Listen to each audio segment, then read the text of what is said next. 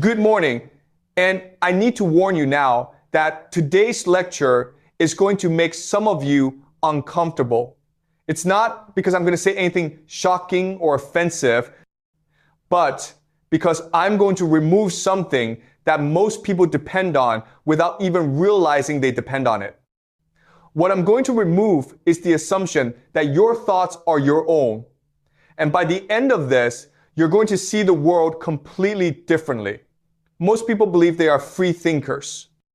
They believe that because they can choose between options and express opinions and disagree with authority, that means they're mentally autonomous, that they're thinking for themselves. I'm here to tell you that belief is incorrect, not mean this as an insult. I'm not saying you're stupid or weak-minded. I'm saying that what you experience as free thought is actually something else entirely.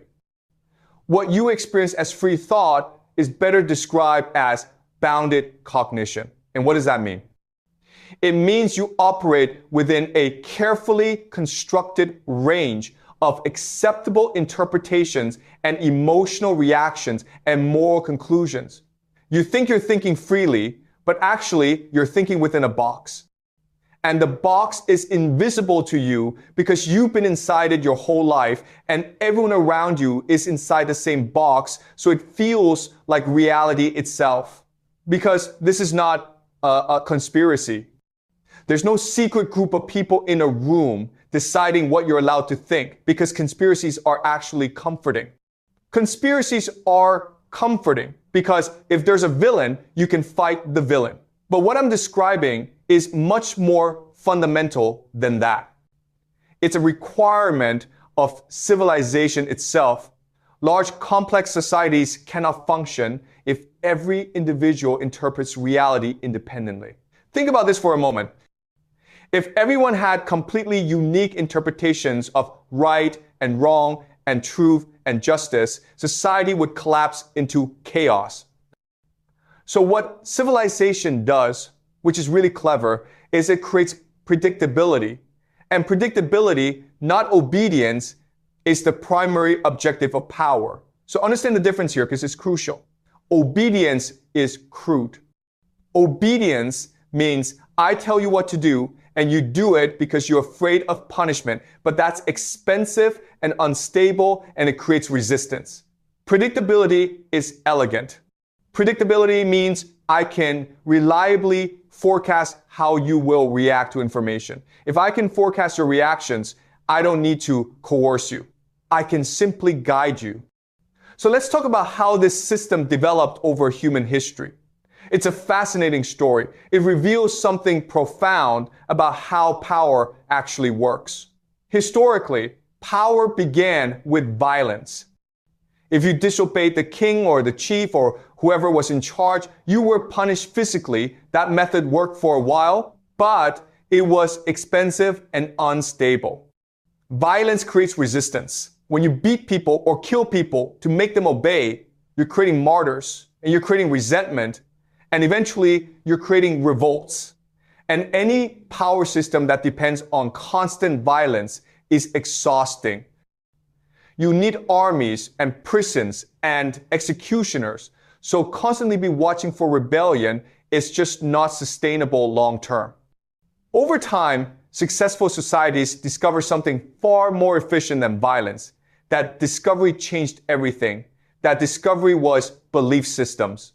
Once power learned to install beliefs that people defended themselves, control became self-sustaining, which is the genius of it. You don't need guards if people are guarding themselves. Religion was one of the earliest large-scale psychological infrastructures. When I say infrastructure, I mean it worked like roads or bridges, except it was built inside people's minds. What religion did, which is really clever, is it compressed moral complexity into simple binaries, good and evil, obedience and sin, loyalty and betrayal. And most importantly, religion internalized surveillance. You no longer needed physical guards watching everyone if people believed they were always being watched by God. So now you have people monitoring their own thoughts and policing their own behavior and reporting their own sins, which is infinitely more efficient than having an actual surveillance system. And people didn't resent it. They were grateful for it because they believed it was saving their souls and protecting them from evil. This is when power became truly sophisticated, when people started defending the system that controlled them because they confused the system for their own values. Now let's talk about education. Because education took this system and refined it to an incredible degree, knowing some of you think education is about learning and freedom, but let me challenge that assumption. Education later refined the mechanism that religion created. And contrary to popular belief, education was never primarily about exploration. That's the myth we tell ourselves. Education was about standardization. And what does that mean?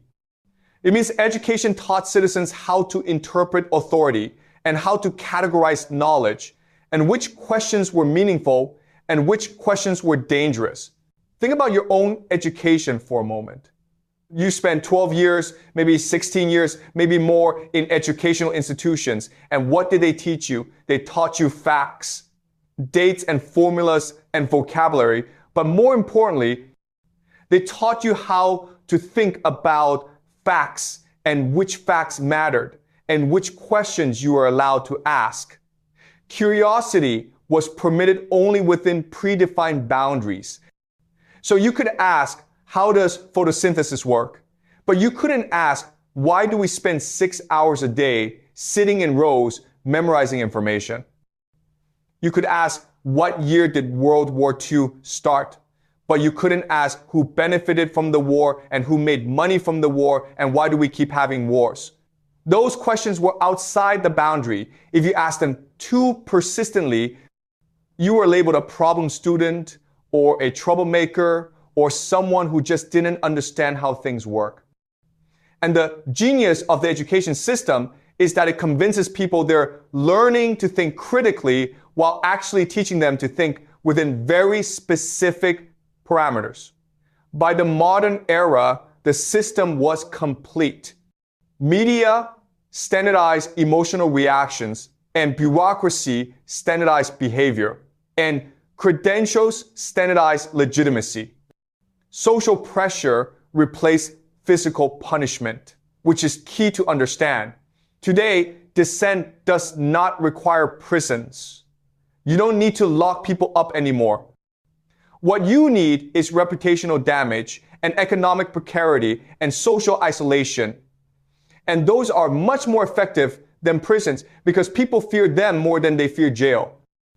If I can destroy your career and make you a social outcast and make sure nobody will hire you or associate with you, I've neutralized you more effectively than if I'd thrown you in prison. Now, at this point, it's important to clarify something. Because some of you getting anxious and thinking, so we're all being controlled, what do we do? How do we fight back? Because programming is not inherently evil. It's necessary. And every society programs its members. And this has been true throughout all of human history. The danger arises when individuals confuse the program for reality itself. That's the key distinction I want you to understand. Because there's a difference between being programmed and being aware that you're programmed. Let me give you an example. We all agree that murder is wrong. And that agreement is programming. Because in a state of nature, there's no inherent reason why killing someone is wrong. But we've been programmed to believe it's wrong. That programming is good. It allows us to live together peacefully and build civilizations and raise children without constant fear. So the programming itself isn't the problem. The problem is when you can't see the programming, when you believe that your moral reactions and emotional responses and intellectual conclusions are purely your own. To understand how programming is maintained, we must examine the mechanisms of the mind And there are three primary mechanisms. We're going to go through each one carefully. The first mechanism is language, which is probably the most powerful mechanism because language doesn't merely describe reality. It defines what can be thought. If a concept cannot be named, it cannot be debated. And if a question cannot be phrased, it cannot be asked, which is why taboo language exists. Most people think taboo language is about politeness. Like we don't say certain words because they're rude or offensive, but that's not really what's happening. What's happening is cognitive containment. Certain concepts are made unthinkable by making them unspeakable. And let me give you a concrete example. In many societies, there are topics that cannot be discussed in polite company. If you try to discuss them, you are immediately labeled as crazy or evil or dangerous. And the genius of this system is that people enforce it themselves. You don't need censorship boards when people censor themselves and each other. Now think about your own life for a moment. Are there ideas that you've never fully articulated even to yourself because you know they're not allowed? Are there questions that pop into your mind that you immediately suppress because asking them would make you a bad person or a conspiracy theorist or someone who doesn't understand? That suppression, that's the system working. It's working inside your own mind and you're doing it to yourself, which is what I mean by internalized control. Language also shapes perception through framing. The same event can be described in completely different ways depending on which words you use. Is someone a freedom fighter or a terrorist? Is something reform or destruction? Is someone undocumented or illegal? And each framing creates a different emotional reaction and a different moral conclusion. And once a frame is established, it's difficult to see outside of it because the language itself channels your thinking into predetermined pathways. The second mechanism is emotion, because emotion is much faster than reason and much more powerful. Fear, outrage, guilt, and belonging bypass analysis. When emotion is activated, critical reasoning shuts down, which is not a metaphor. This is literal brain function. When your amygdala lights up, your prefrontal cortex goes quiet, and your prefrontal cortex is where reasoning happens. So emotionally charged information literally makes you dumber temporarily. Media does not primarily inform you. That's not its main function. Its main function is to calibrate your emotional responses. Over time, your nervous system becomes trained to react before you think. And let me give you an example of how this works in practice. You're scrolling through news or social media and you see a headline, and before you've even read the full story, your body is already reacting. Your heart rate increases, your jaw clenches, you feel anger or fear or disgust. And that reaction happens in milliseconds, way faster than conscious thought. Once that reaction is triggered, your conscious mind then works backwards to justify the emotion. So you think you're thinking rationally, but actually you're rationalizing an emotional reaction that was installed in you through repetition and conditioning. And you can't feel the difference. From the inside, it feels like you're thinking clearly and arriving at logical conclusions when really you're just following an emotional script. Now, advertisers have known this for a century. Advertising is all about emotional conditioning. But what people don't realize is that news and education work the same way.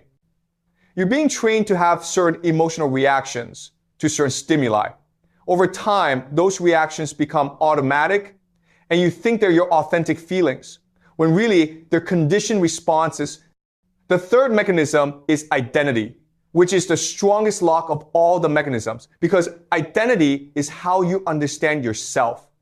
Identity is the strongest lock.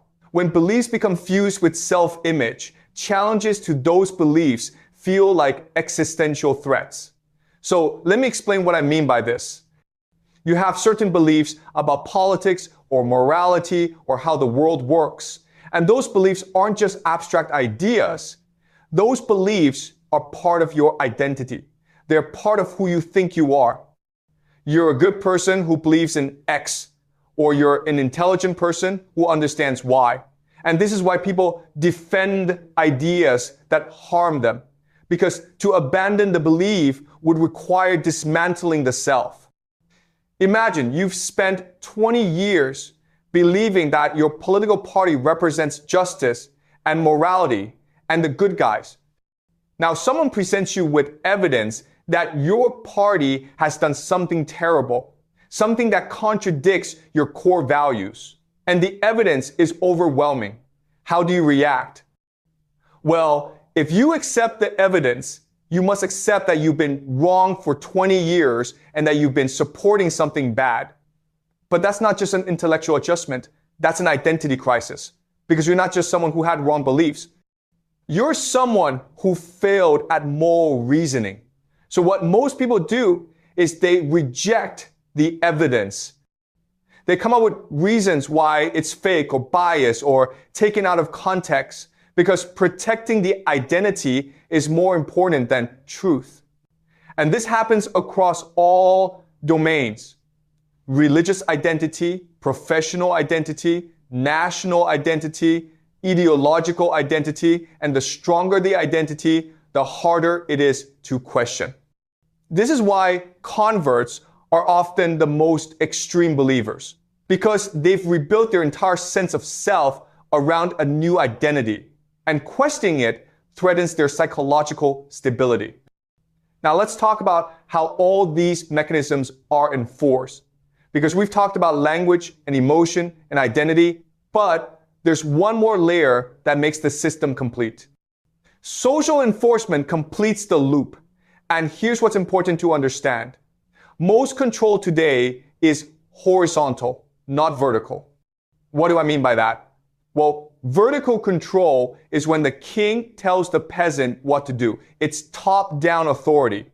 But horizontal control is when the peasants police each other. You are monitored and corrected by peers, not rulers. Your coworkers and friends and family members are the ones enforcing conformity. Ostracism is the ultimate deterrent, and humans will tolerate almost anything to avoid social exile, because we're social creatures, and being expelled from the group feels like death. In our evolutionary past, being expelled from your tribe meant actual death. You couldn't survive alone. So we have this deep psychological terror of being rejected by the group. And the system exploits that terror by making certain beliefs and questions and ideas marks of group membership. So if you express the wrong opinion, you're not just wrong, you're other, you're not one of us anymore. That triggers this primal fear of abandonment and is self-enforcing. Nobody has to tell people to police each other. They do it automatically because they're afraid of being cast out themselves. This is why social media has been so effective at control. It creates instant visibility of who's in the group and who's outside the group. One wrong statement, you can be publicly shamed and expelled from multiple communities simultaneously and have your reputation destroyed. That possibility keeps everyone in line. So at this stage, many of you are asking the obvious question. And the question is unprogramming possible? And can I actually escape these mechanisms? Or am I just trapped forever? I'm going to give you the honest answer. And the honest answer is not for most people, but it's the truth. Awareness carries psychological costs. And stability is more comfortable than clarity.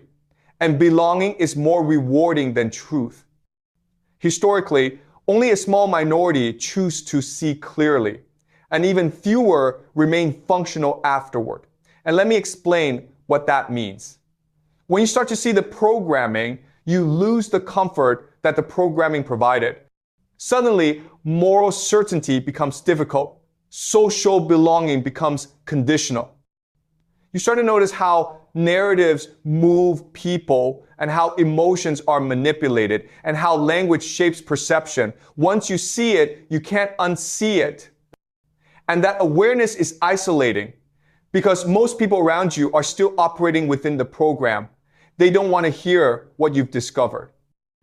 In fact, they'll often become hostile when you try to share it because you're threatening their psychological stability and their sense of identity.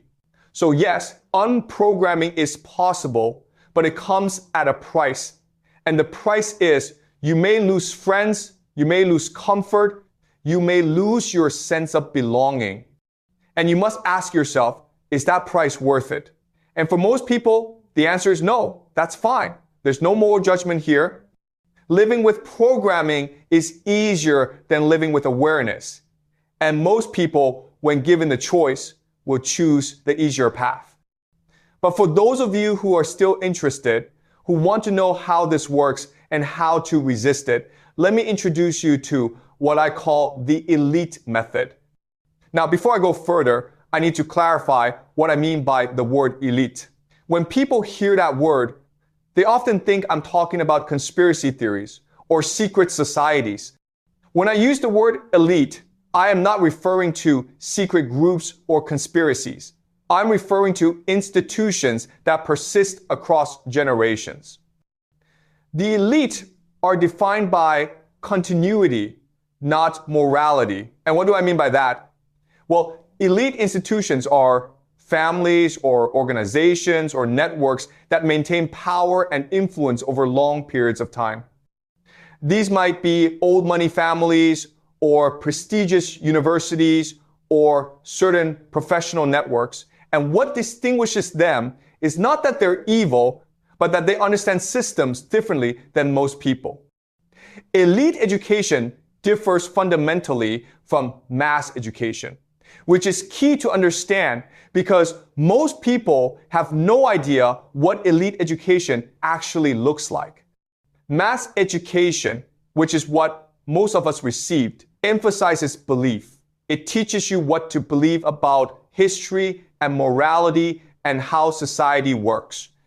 But elite education emphasizes structure over belief and models over morals and history without heroism. Structure over belief means you don't learn that capitalism is good or bad. You learn how capitalist systems function. You learn the mechanics, not the morality. Models over morals means you don't learn that democracy is the best system. You learn how different governance systems operate and under what conditions each one succeeds or fails. History without heroism means you don't learn about great men and villains. You learn about incentive structures and institutional evolution and long-term patterns. And emotional detachment is trained deliberately. Elite education actively discourages moral urgency because moral urgency interferes with long-term strategy.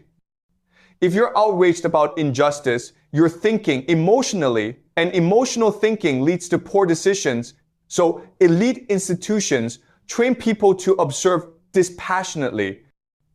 Now, here's something that's going to sound counterintuitive, but it's crucial to understand. It's that elites do not believe more strongly. They believe less. Let me say that again. It's important. Elites believe less than regular people, which is the opposite of what most people think.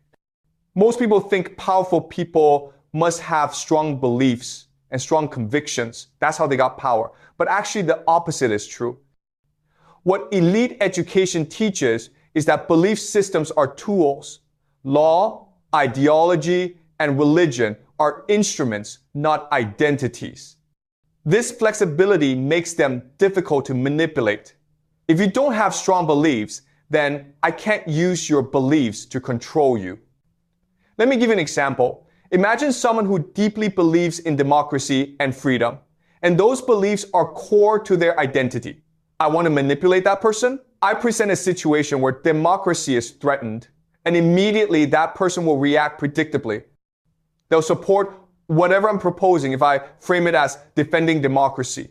I've used their beliefs to guide their behavior without them realizing it. But now imagine someone who doesn't really believe in democracy. They just understand democracy as one possible system among many with certain advantages and disadvantages. That person is much harder to manipulate because I can't trigger their beliefs to create predictable behavior. They're going to ask questions and analyze incentives and think strategically. So the paradox is that the people with the strongest beliefs are the easiest to control, and the people with the weakest beliefs are the hardest to control. And this is why elite education systematically weakens belief and replaces it with analytical frameworks. Because analytical thinking is more useful than moral conviction. Now, let me tell you about one of the most important traits of elite thinking. It's something that most people completely miss. That's silence. One of their most important traits is silence, and power speaks less. This is a rule that elite institutions teach and regular people violate constantly. Expression creates commitment, and commitment creates vulnerability. And why this matters, when you express a strong opinion publicly, you've committed yourself to a position, and now you must defend that position even if new information suggests you were wrong. Your ego becomes invested in being right, and your identity becomes tied to that opinion, making you predictable and therefore controllable. But if you stay silent and observe and listen, you maintain freedom of movement. You can change your position without losing face. Strategic ambiguity preserves freedom of movement, which is why elite communications are often vague or non-committal or carefully hedged. They're not being dishonest, they're being strategic, because ambiguity is power and certainty is weakness. Compare this to how regular people communicate. Regular people feel compelled to express opinions on everything and to signal their values constantly. They post on social media about every issue. They argue with strangers. They make sure everyone knows exactly where they stand. And this feels good. It feels like you're being authentic and engaged and taking a stand. But strategically, it's a disaster because you've given away all your leverage. Now, everyone knows how to manipulate you because they know exactly what you believe and what you care about and what will trigger an emotional reaction. Silence is not the absence of thought. Silence is strategic positioning, and elite institutions understand this in a way that mass culture does not. So now we must address the central claim of this lecture. That's the idea that you can unprogram your brain in 30 days. This phrase is misleading, and there is no neutral mind. You cannot remove all programming. What you can do is become aware of programming. That awareness changes how you process information, but it doesn't free you from systems entirely. The realistic goal is not unprogramming, but becoming unprogrammable. And what does that mean? It means resisting automatic installation of new narratives.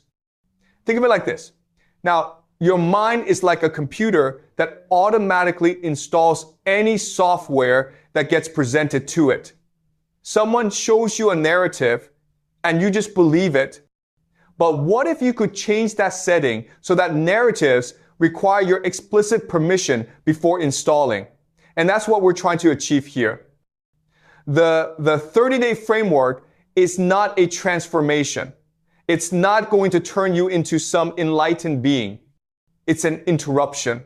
And what I mean is it interrupts the automatic processes that normally govern your thinking and forces you to observe them. And once you observe them, you can never fully forget that observation. You might fall back into old patterns, but you'll know you're doing it. So let me walk you through the 30-day framework. And there are 4 phases. And each phase has specific tasks and specific challenges. And I'm going to be very explicit about what to expect. In the first phase, days 1 through 7, The task is simple and difficult. That task is suspend moral reflexes. Do not immediately judge information as good or evil, but it's actually hard because moral judgment is automatic. Someone tells you about an event, and before they've even finished the sentence, your brain has already decided if it's good or bad, right or wrong, just or unjust. That reflex is the first thing you must interrupt. And here's how you do it. When you feel that moral judgment arising, just pause. Don't suppress it. Don't pretend you don't feel it. Just notice it, and then delay your conclusion and sit with the discomfort of not knowing if something is good or bad. This is going to feel awful. Discomfort is expected because moral certainty is one of the main ways we manage anxiety. When we can label something as evil, we feel like we understand it, we know what side we're on, we're one of the good people fighting the bad people. But when you suspend that judgment, you're left with ambiguity. And ambiguity creates anxiety, and your mind is going to desperately want to resolve that anxiety by judging. Don't let it. Just observe your emotional reactions and notice how strong they are and how quickly they arise and how they try to force a conclusion. This practice alone will teach you more about your programming than a year of reading will, because you'll see the mechanisms operating in real time. You see a news story about a political figure doing something controversial, and immediately you feel anger or approval. Just stop and ask yourself, where did that reaction come from? And why was it so fast? And what if I'm wrong about this? And what would change if I were wrong? You don't have to arrive at a different conclusion. The point is not to reverse your beliefs. The point is to see how beliefs form and how emotions drive them. Now, let me tell you why this first phase feels so uncomfortable. Because a lot of people quit during week 1. They quit because the discomfort is too intense. What you're experiencing during this phase is the psychological structure that normally protects you being temporarily disabled. Moral judgment serves a function. It gives you certainty, and certainty gives you confidence, and confidence allows you to function in the world without constant doubt. When you suspend moral judgment, you're removing that psychological armor, and suddenly the world feels dangerous and chaotic and incomprehensible. This is normal. This is the experience of seeing clearly without the filter of pre-programmed interpretations. Most people cannot tolerate this state for long. It feels like losing your mind or losing your values or becoming a bad person. You might worry that if you don't immediately condemn evil, then you're complicit in evil, or that questioning your beliefs means abandoning your principles. But actually the opposite is true. Suspending judgment doesn't mean abandoning values. It means examining values to see if they're really yours. The other thing that happens during week 1 is social friction. You're going to be in conversations where everyone is expressing strong opinions and you're going to stay quiet. And people are going to notice, they're going to push you to take a side, and you're going to feel enormous pressure to signal your allegiance. This is the horizontal enforcement we talked about earlier. And your job is to resist it, not by arguing, but by simply not participating in the moral performance. You can say, I don't know enough about this, or I'm still thinking about it, or I'm not sure. And people will think, that's weird, but that's fine. The point of week 1 is to create space between stimulus and response. That space is where thinking actually happens. In days 8 through 14, you move to the second phase. And this phase is about replacing opinions with models. Stop asking who is right and start asking how systems function, which is a fundamental shift in how you process information. Most people, when they encounter a problem or an event, immediately ask who's to blame, who's the villain, and who's the victim, and who's on the side. But that question, while it feels satisfying doesn't actually help you understand what's happening, because most complex events don't have simple villains. Instead, start asking, how do the incentive structures work here? And what are the institutional constraints? And what are the long-term patterns? Let me give you an example. There's a crisis in healthcare, and costs are rising, people are suffering, and the typical response is to blame someone. Maybe you blame insurance companies, or maybe you blame government regulation, or maybe you blame doctors or pharmaceutical companies, depending on your programming. But that blame-based thinking doesn't help you understand the system. It just makes you feel morally righteous. Instead, ask, how does healthcare financing work? And what are the incentives for each actor? And what constraints do they face? How has the system evolved over time? When you ask those questions, you start to see structure instead of heroes and villains. And structure is much more useful than morality for understanding reality. Identify incentives and trace cause and effect, and remove villains from your explanations, which is hard because villain-based narratives are emotionally satisfying, but they're also intellectually lazy. They let you stop thinking as soon as you've identified the bad guy. Structural analysis requires you to keep thinking and to follow chains of causation, and to understand that most outcomes are the result of systemic forces, not individual choices. So a practical method for removing villains from your thinking. This is one of the hardest parts of the process. Every time you find yourself blaming a person or a group, stop and ask, what incentives are shaping their behavior? Humans generally act in predictable ways given their constraints and incentives. So if someone is doing something harmful, ask what would make that behavior rational from their perspective. This doesn't mean justifying harm. It means understanding the logic of the system that produces harm. Let me give you a controversial example. Let's say a pharmaceutical company prices a drug so high that people can't afford it, people die. The typical response is, this company is evil, they're killing people for profit, we need to destroy them. That's the villain narrative. But if you remove the villain and look at structure, you ask different questions. What are the incentives facing pharmaceutical companies in the current regulatory environment? How does patent law work? How do insurance negotiations work? How does drug development financing work? And what would happen if this company priced differently? And when you follow those questions, you realize the problem isn't individual evil, it's systemic design. And the solution isn't punishing villains, it's changing structures. This type of thinking is emotionally unsatisfying. It doesn't give you anyone to hate, but it's intellectually honest and strategically useful. And here's the key insight. Once you start thinking structurally, you become difficult to manipulate because most propaganda relies on villain narratives. Politicians and media want you to be angry at specific groups because anger is energizing and it drives engagement, but anger directed at villains rarely solves problems. Anger directed at structures is more useful, but it's also harder to maintain because structures are abstract, and abstract enemies don't generate emotional satisfaction.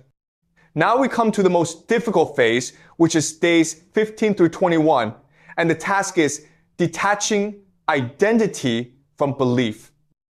This is the most destabilizing phase. Ideas must become provisional. You must be willing to discard positions without experiencing self-collapse. Most people fail here. This phase requires you to do something that feels psychologically impossible. You need to separate who you are from what you believe. That sounds simple, but it's not, because your beliefs are woven into your self-concept. Let me explain what I mean. Now, if someone challenges your core beliefs, it feels like they're challenging you personally. If you believe in social justice, Someone questions social justice frameworks. You feel attacked. You feel like they're calling you a bad person. But what if you could hold beliefs provisionally without fusing them to your identity? And what if you could change your mind without it threatening your sense of self? This requires a fundamental restructuring of how you understand yourself. It means defining yourself by something other than your beliefs. Some people define themselves by their methods instead of their conclusions. I'm someone who thinks carefully and updates based on evidence rather than I'm someone who believes X. Others define themselves by their relationships or their creativity or their capacity for growth, but not by any particular ideological position. The practice for this phase is to actively experiment with holding opposite positions. Take a belief you have and argue against it. Not in public, where you'd face social consequences, but in private or with a trusted friend who understands what you're doing. And notice what happens in your body when you argue against your own position. Notice the anxiety and the discomfort and the sense that you're betraying something. That discomfort is the identity belief fusion. And the practice is to sit with that discomfort until it loosens. Let me tell you exactly why most people fail at this phase, because I've watched this happen many times. It follows a predictable pattern. What happens is people start to experiment with questioning their beliefs. They feel fine at first. It's just an intellectual exercise. But then they start to really consider the possibility that they might be wrong about something important, and panic sets in. Because if you're wrong about this important thing, what else are you wrong about if you don't know what's true anymore? Then who are you? The self starts to feel unstable, and instability is terrifying because we need a coherent sense of self to function in the world. So what most people do at this point is they snap back to their original positions with even more fervor than before. This is called belief crystallization. It happens when questioning goes too far and threatens psychological stability, so the mind overcorrects.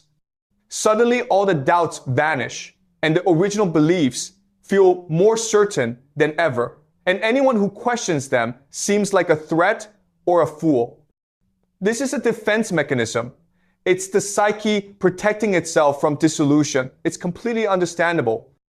The way to avoid this is to go slowly and to maintain some stable sense of self that isn't based on any particular belief. You need an anchor, something that remains constant even as your beliefs shift. And for some people, that anchor is curiosity or honesty or compassion.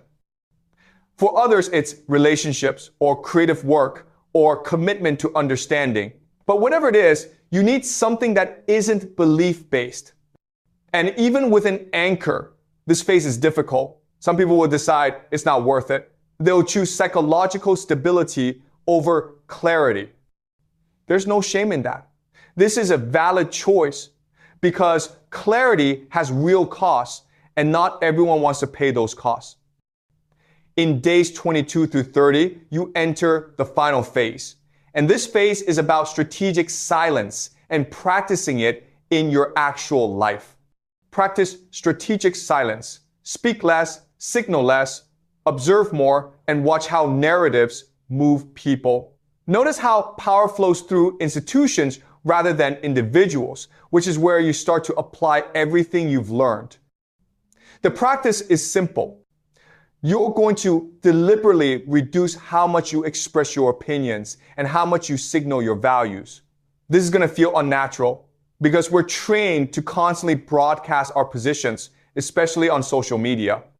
But strategic silence means you're going to observe without participating in the performance of belief.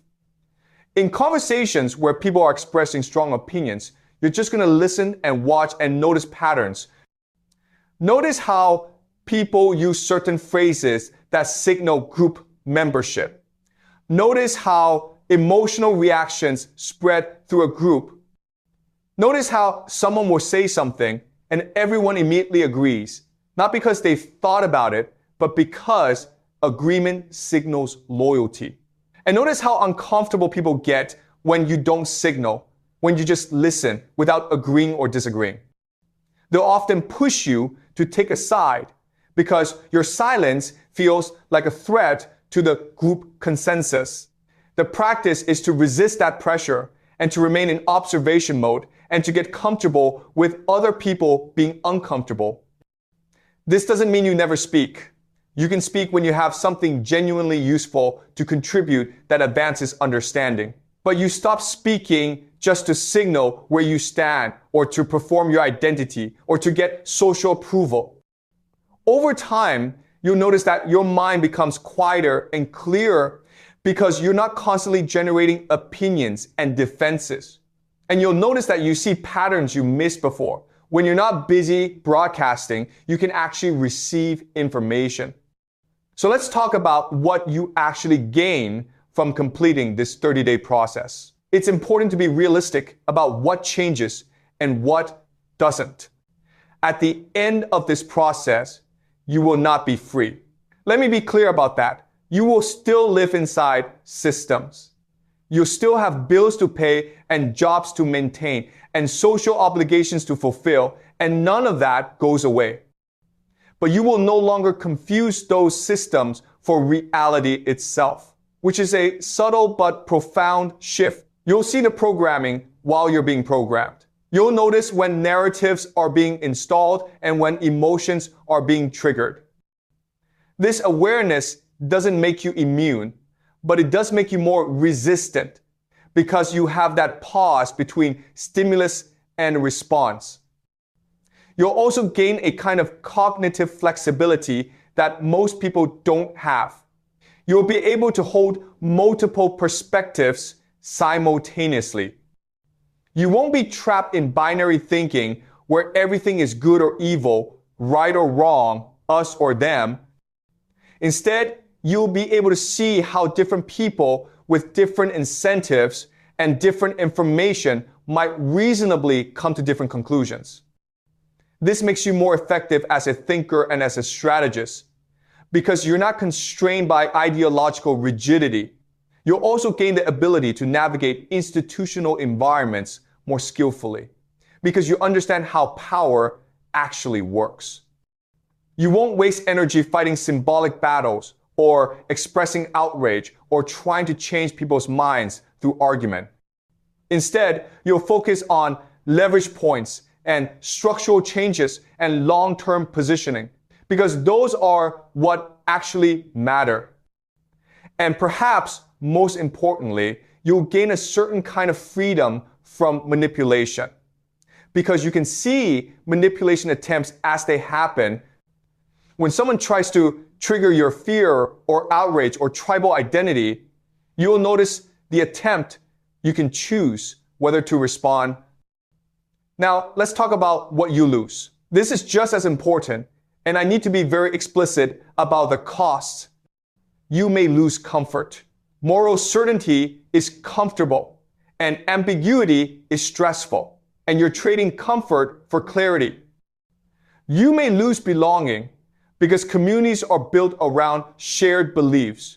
If you hold beliefs provisionally, you're always somewhat outside. When you see structure instead of villains, it becomes harder to be outraged, and outrage is often what motivates people to do things.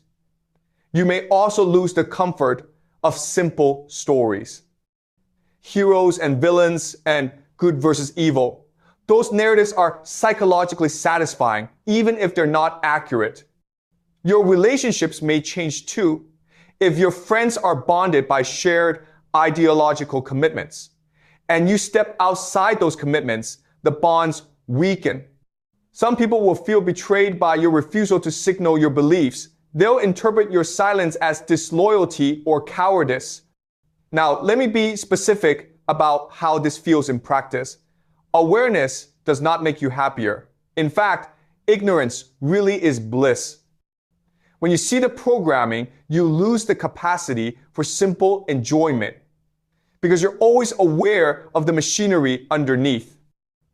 You watch a movie, and instead of getting lost in the story, you notice the propaganda and the emotional manipulation. You read the news, and instead of feeling informed, you see the narrative construction and the selective emphasis.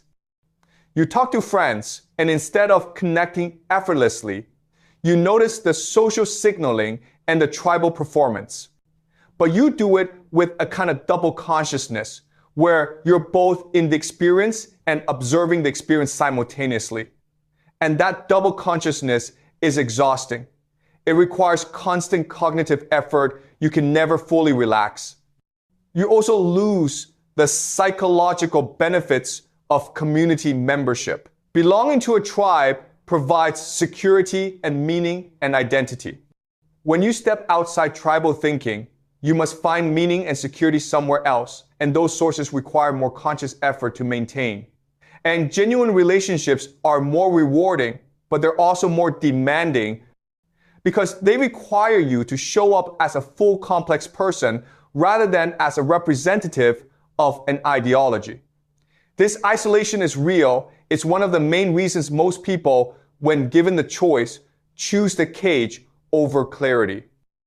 Now let me talk about why most people, when they understand all of this, choose to stay in the cage, and why that choice is rational. The cage provides certainty and belonging and moral clarity and purpose, and those things make life livable. Without them, life can feel overwhelming and meaningless and lonely, and most people reasonably prioritize psychological well-being over abstract truth. And here's another factor. Seeing clearly doesn't necessarily give you more power to change things. In fact, it might give you less power because you're not willing to use the tribal mechanisms that actually motivate people to act. If you won't demonize enemies, if you won't tell simple stories, if you won't trigger outrage, then how do you mobilize people?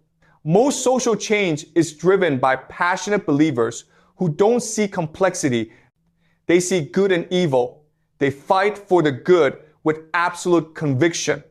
That conviction is powerful, even if it's based on oversimplified narratives. So if your goal is to change the world, you might be more effective staying somewhat inside the programming. That's where the motivational energy comes from.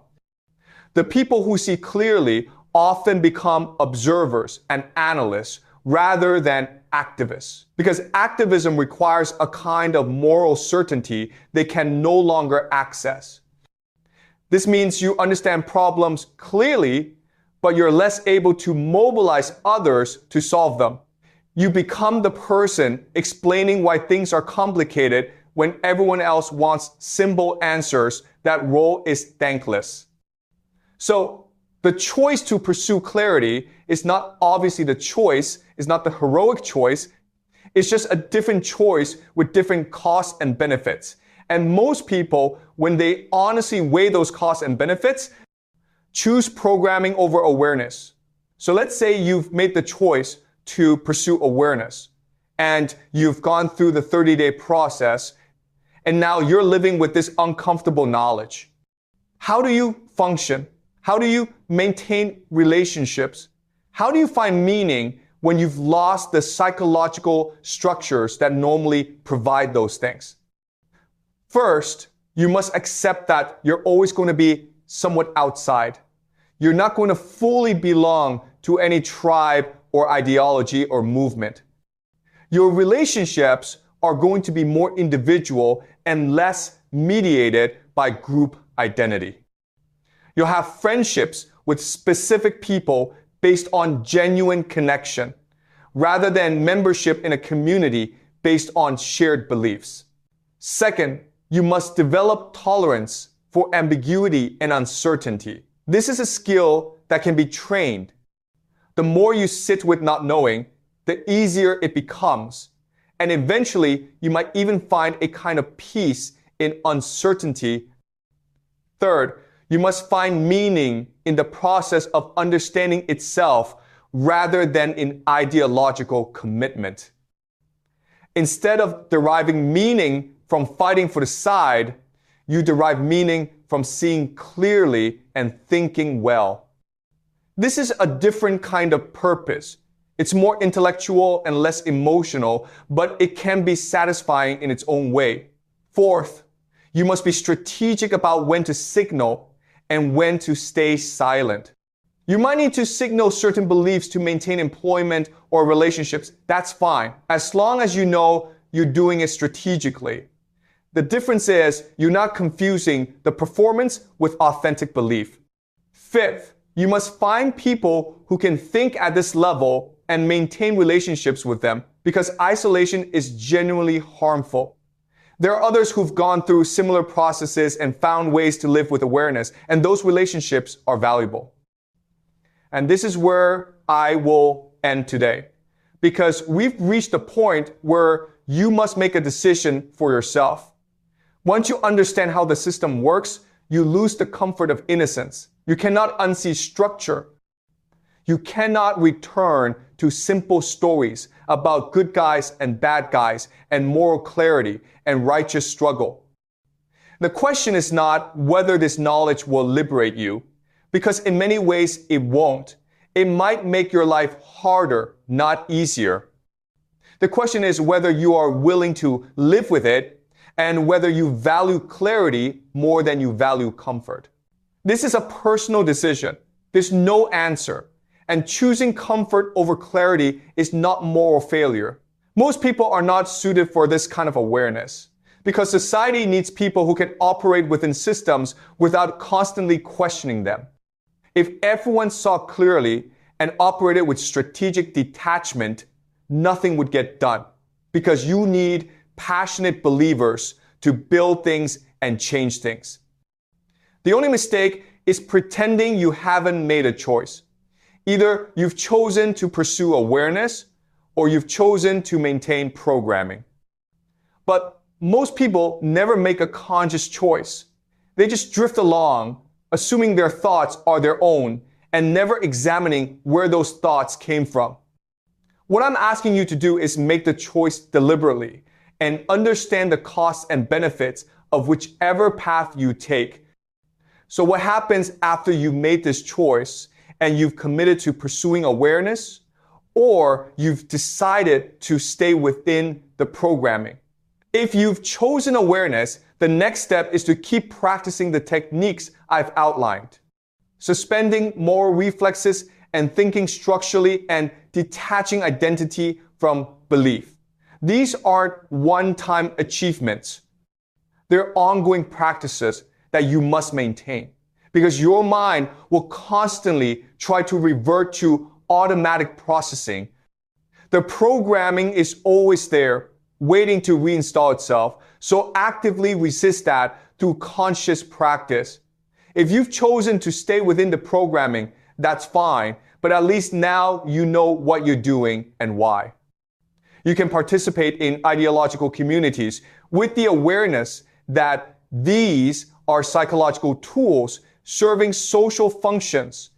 And that awareness gives you a certain kind of freedom, because you know you're choosing it rather than being controlled by it. Either way, you're going to keep encountering narratives and emotional triggers and tribal pressure, and the question is how you respond. Do you respond automatically, following the script that's been installed, or do you pause and observe and choose your response consciously? That pause is the difference between being programmed and being aware. You'll start to notice the mechanisms as they're operating, and you'll see other people getting programmed in real time.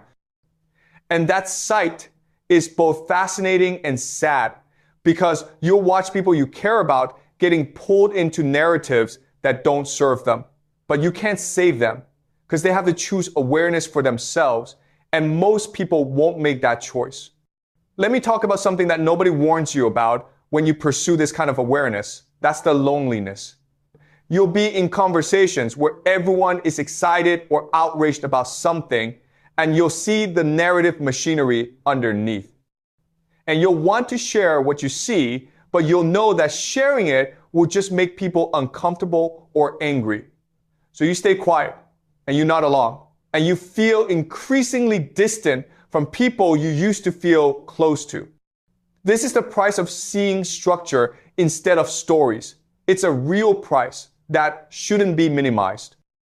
Some people handle this by finding communities of other people who see clearly. And those communities exist, but they're small and often online. Others handle it by accepting the loneliness as part of the cost and finding meaning in other things. And some people decide the loneliness is too much. They choose to step back inside the programming because connection matters more than clarity. All of those responses are valid. There's no hierarchy here where seeing clearly makes you better than people who don't. In fact, people who stay inside the programming are often happier and more connected and more effective at building things. You should only pursue this if you have a pathological need to understand how things actually work, regardless of the personal cost. And let me be clear about something essential. That's that this method is not for everyone. It's not designed to be. Elite institutions train a small number of people to think this way because society only needs a small number of people thinking structurally.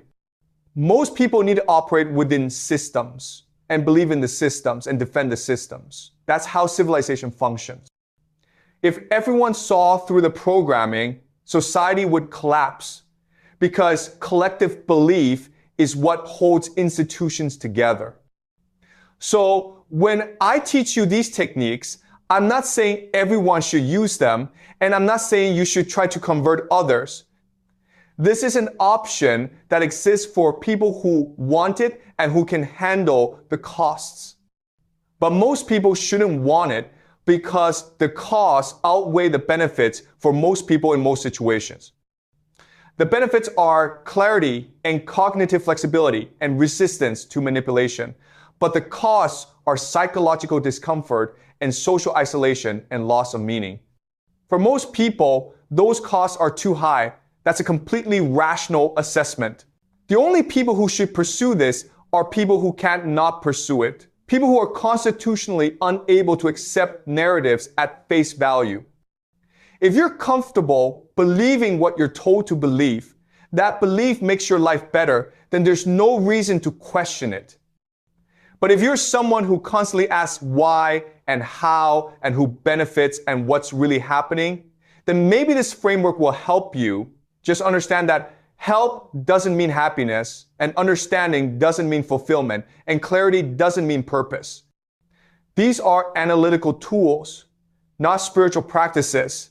They serve strategic purposes, not existential ones. And this brings us to the final question. It's the question you must answer for yourself, and nobody can answer it for you. The question is not whether this knowledge will liberate you, because we've established that it probably won't. The question is whether you can tolerate living without the psychological comforts that programming provides. Can you tolerate moral ambiguity? And can you tolerate not knowing? And can you tolerate watching others participate in narratives that you see through? Can you tolerate the loneliness of seeing structure when everyone else sees heroes and villains? And can you find meaning and purpose outside of ideological commitment? These are not rhetorical questions. These are real practical questions about how you're going to live your life. If the answer is no, then the choice is to stay inside the programming. And there's no shame in that. But if the answer is yes, or maybe, or I have to try, then the techniques I've outlined will help you start the process. Just remember that awareness is not the end point. Awareness is the beginning of a different kind of challenge. The challenge of living with clarity in a world designed to prevent clarity, and the challenge of finding your own meaning when collective meaning no longer satisfies. That's a difficult challenge, and most people fail at it, and the ones who succeed do so by building new structures to replace the ones they've dismantled. But those new structures are conscious and provisional and individually constructed rather than collectively imposed. And that work of conscious construction is harder than accepting what you're given. But for some people, it's the only option that makes sense. So that is a decision each of you will have to make for yourselves. And I hope I've been honest about what that decision actually entails. Thank you, and I'll see you next time.